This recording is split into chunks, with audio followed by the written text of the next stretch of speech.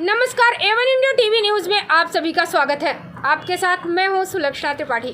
आइए शुरुआत करते हैं दिन भर के कुछ खास खबरों के साथ। महोबा में बीजेपी की जिला मीडिया प्रभारी पर विधवा महिला ने बदनीयत रखने और उसे व उसके बच्चों को प्रताड़ित करने का गंभीर आरोप लगाया है। यही नहीं, महिला ने जान से मारने की साजिश का आरोप लगाते हुए पुलिस आला अधिकारियों से भी गुहार लगाई है, जबकि आरोपी बीजेपी नेता ने लगे आरोपों को निराधार बताया है।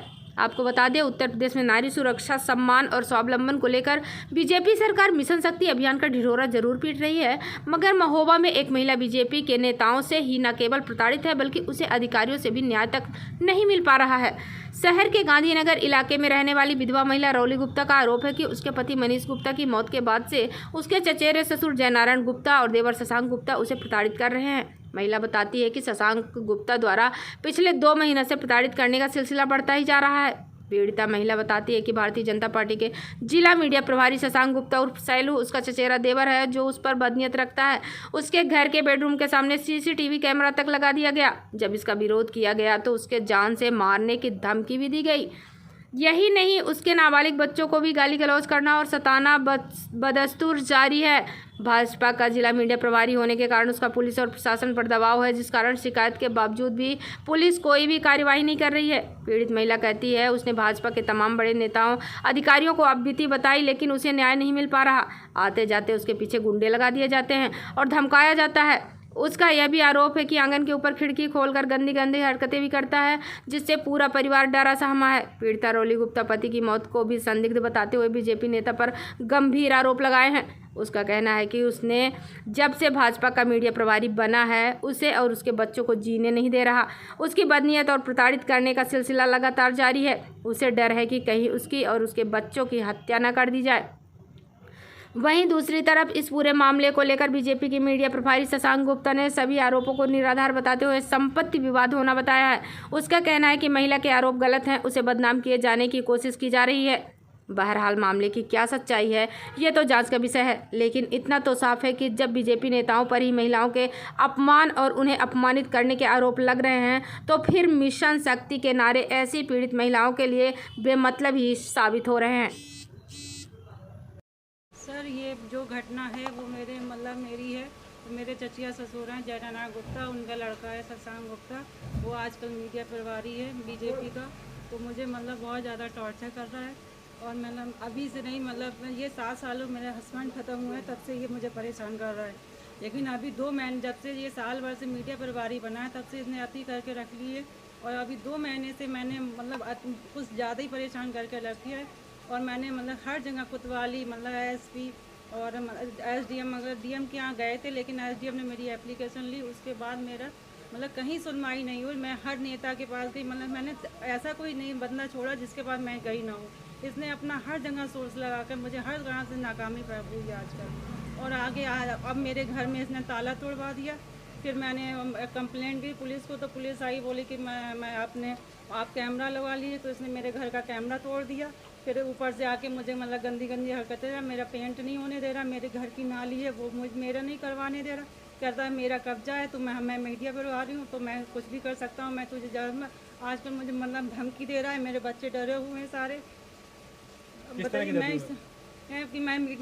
मैं तुम्हें जान से मार दूंगा, अगर तुमने बाहर कुछ कहा तो। अब इसी इनकी लेडीजें आ गई हैं, तो लेडीजें मेरे ऊपर सवार होती हैं, गंदे गंदे आरोप लगा रही हैं कि तुम्हारा ये कर दूंगी, तुम्हारा वो करवा दूंगी। आप बताइए मैं कहाँ जाऊँ? मैं अकेली मैं अकेली रहती हूँ, मेरे 3 बच्चे छोटे छोटे हैं।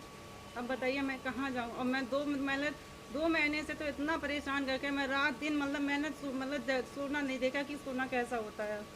किस चीज़ का विवाद चल रहा है आपका? कुछ नहीं है, विवाद प्रॉपर्टी का नहीं है, जबकि मुझे निकालना चाहते हैं। मैं ये सोच रहे हैं कि हम बीजेपी में आ गए तो मैं इसको निकाल के ही रहूँगा, क्योंकि हम एक ही घर में प्रॉपर्टी मेरे ससुर के नाम है, इसलिए ये ज़बरदस्ती कब्जा पापा ने इसको रहने के लिए दिया था। तो ये सोचा कि हस्बैंड को इसी ने ख़त्म करवाया है, उसको मूड का असर करवाया था, तो उसके मेरे पास कोई सबूत नहीं है। लेकिन मैंने सब जगह पता लगाया, तो उसके बाद मेरे हस्बैंड मेरे मूड से ख़त्म हुए थे कि इन्हें मूड का असर, जब उनसे पहली बार लड़ाई हुई थी तो उसने मूड का असर करवाया था। उसके बाद इसने मेरी भी सुपारी दी है, 2 साल पहले मेरी भी सुपारी दी थी, तो मेरी सब जगह लीक हो गई बात, तो इसलिए मैं बच गई। मेरे 1 महीना मेरे सब लगे रहे गुंडे। अब बताइए मैं कहाँ जाऊँ, मैं अकेली महिला हूँ। अब आपका अकेले कोई प्रॉपर्टी विवाद क्या कोर्ट में चल रहा है? नहीं, मेरा कोई प्रॉपर्टी विवाद नहीं। असल में एक्चुअली क्या था, मैं ऊपर नीचे नीचे रहते हैं, ऊपर हमारा पोर्शन है तो इस पे कब्जा करा हुआ था। मैंने सोचा कि मैं किराए पे उठा दूंगी तो मतलब प्लास्टर करा, मैं प्लास्टर कराने गई तो इसने मुझे मना कर दिया तो मैंने स्टे लगा दिया। बस मेरा स्टे लगा हुआ है, वो भी मेरे फेवर में है। उसके बाद भी मुझे जो कोई काम नहीं कराने दे रहा उस पर। मेरा कोई मतलब वैसा कोई मुकदमा नहीं चल रहा है। देखिए, ये आरोप पूरी तरह से निराधार हैं। ये सिर्फ हम मुझको और हमारी पार्टी भारतीय जनता पार्टी को बदनाम करने के लिए एक रची गढ़ी साजिश है। हमारी चचेरी भाभी रोली गुप्ता जी ये जो है हमारे माँ बाप को पिछले 7 सालों से प्रताड़ित करती आ रही हैं। मेरे पिताजी ब्लड प्रेशर के और डायबिटीज़ के पेशेंट हैं। उन्हें गंदी गंदी निकलते चलते गालियाँ देती हैं, कहीं बुढ़ा कहती हैं, कहीं बुढ़िया कहती हैं।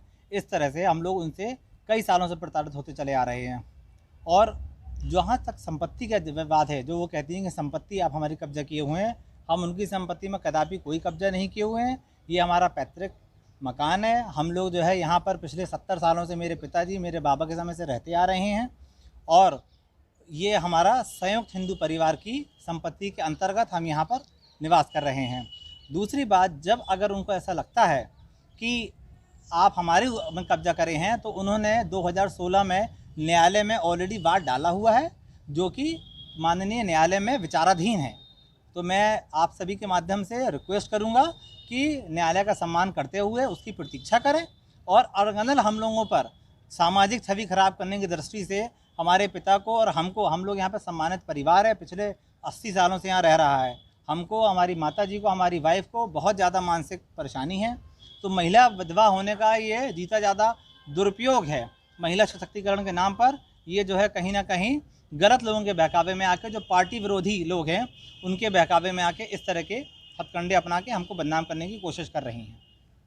क्या लग रहा है आपके विरोधी है जो वो षड्यंत्र करके इस तरीके का आरोप लगवा रहे हैं आपको?